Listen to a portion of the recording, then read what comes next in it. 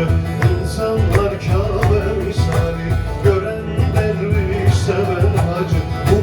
Bu bey meyhaneci, şarabın bugün çok acı. İnsanlar Kabe misali, gören derviş seven hacı.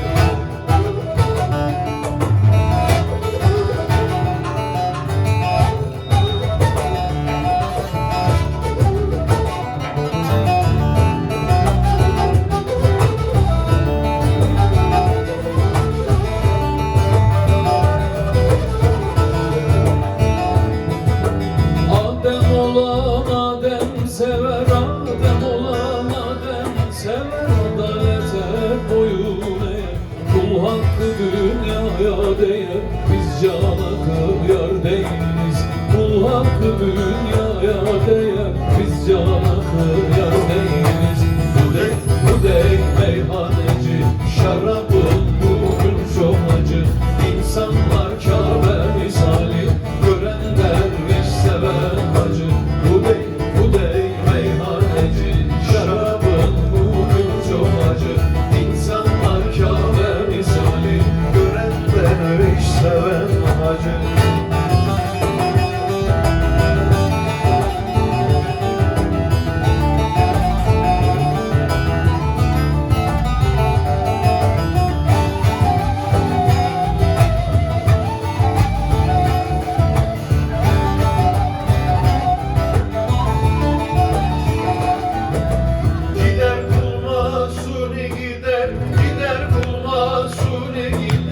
Gider dostu tavaf eder, benim bildiğim bu kadar. Cahile uyar değiliz, benim bildiğim bu kadar. Cahile uyar değiliz. Bu dey meyhaneci, şarabın bugün çok acı.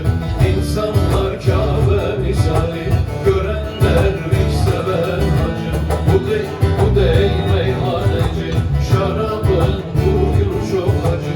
İnsanlar Kabe misali, gören derviş sever hacı. Bu dey aşkına, biz içeriz bir aşkına.